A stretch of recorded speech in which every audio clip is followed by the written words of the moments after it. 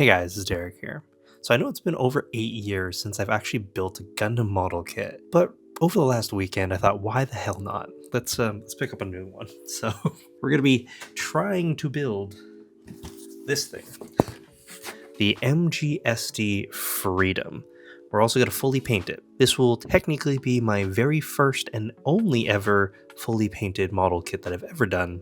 So if this goes well, maybe we'll do a few more of these in the future. This is a new line that they didn't have when I quit last time, so this is kind of cool. A little bit of backstory on this. This came out in 2023, and it's the Freedom Gundam from Gundam Seed. Pretty cool because this entire line is actually really well developed. It's an SD Gundam, so super deformed, meaning it's a chibi-sized, big head, small body kind of Gundam, and the MG is essentially the inner workings. You get a full working skeleton for the most part, and I think this is really, really cool. Hopefully this turns out well. Let's cut this open. Starting to think I might need a new hobby space or something.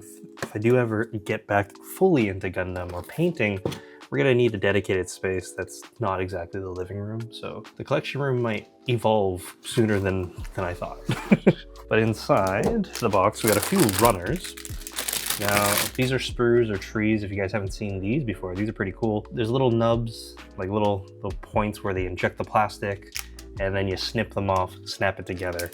We're gonna be doing a lot of sanding, putting things together, and hopefully not screwing up, but yeah. Everything comes in its own individual color. And pricing for this is fairly good. I think this is supposed to be about 3,900 Japanese yen, so technically less than an Android, and I think that's what we're going to be comparing it to. Got a little guide here on the back. Yeah, it looks like not a whole lot has changed in the last few years. All the directions are still really good, much better than IKEA directions, that's for sure. Yeah, you don't need to know Japanese, but even now they've added a lot more English on here, so that's cool. So you're pretty much fully ready to go. I specifically chose this kit because it seems small. We'll see. We'll see if I'm going to be eating my words for after this. Also, everyone says that the God hands are amazing, so we're going to try these out. Nice and blue, very, very sharp. Yeah, they even have a little sleeve on the front that you can use. Pretty cool looking. Just kind of sheathe it whenever you're not using it, so you don't hurt yourself. They also gave us a giant sticker sheet. I originally thought these might have been water slide decals, you know, the good stuff, but these are stickers. Clearly says they're stickers, so we're just gonna like throw that away. I don't need those. I didn't really have time to buy a water slide decal sheet for this, so it will be decal this. We're gonna go for pretty much the same colors that were in the show. Nothing fancy, just kind of get it done. That's about it.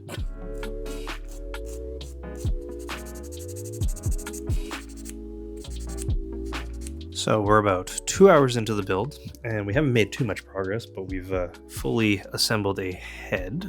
Very good looking head unit. We got the chest done as well. Yeah, look at that. And also a pair of these, the shoulder bits. This is not going as smooth as I thought it would. I forgot that, you know, it takes physical effort in order to make this. Sitting down for 2 hours straight doing this is kind of crazy. So yeah, I'm gonna come back tomorrow and get more done. The next day. Alright, I got my matcha in hand. I drink that up. I also spent the rest of the night kind of reorganizing because my hands hurt quite a bit. So went and repurposed a dish rack, and now it's my runner separator. And behind there, we actually reorganized everything else. Got all my tools in here. Surprisingly, I still had a lot of tools, even though I stopped building for a while. So there's that. We're gonna try to finish this today.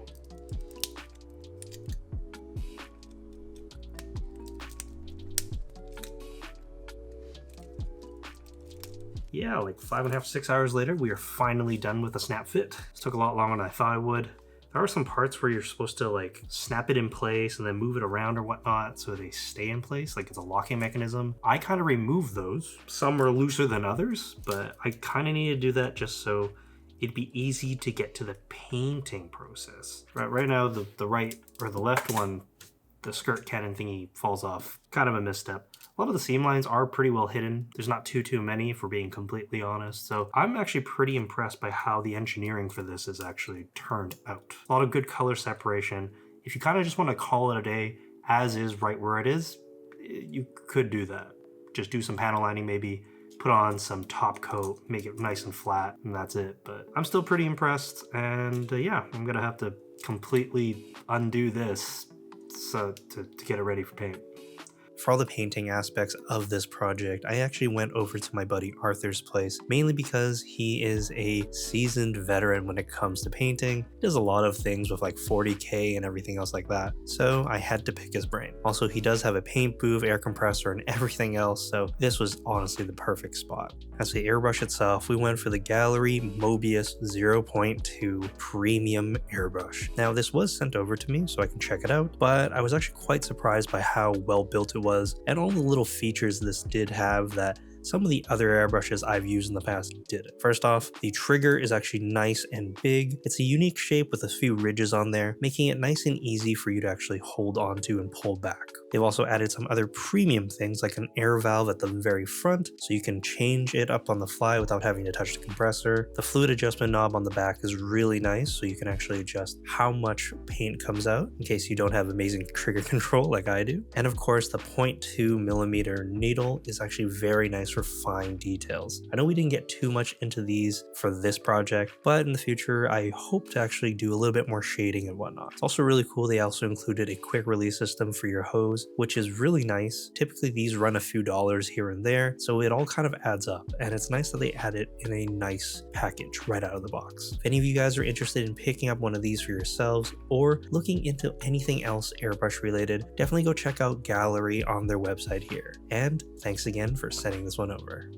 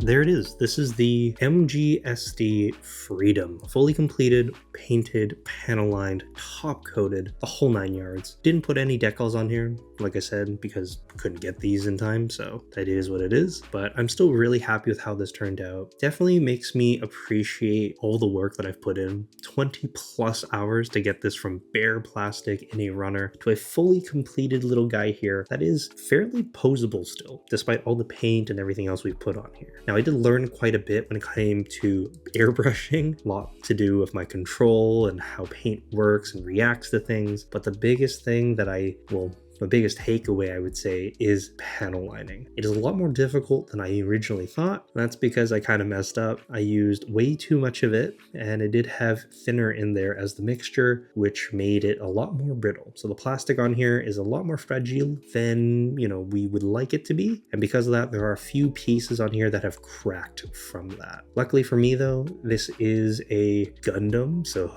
it's a weapon of some sort, this is a military thing, so we're just gonna call it battle damage and call it a day. Luckily for me, but still really happy with how this turned out. He looks really cool and menacing, and I can't wait to get a few more of these in the collection. But let me know what you guys think in the comment section down below. Hopefully it's not all negative. I know there's some Gunpla people out there that are probably gonna roast the crap out of me, but it's baby's first Gundam, so be gentle.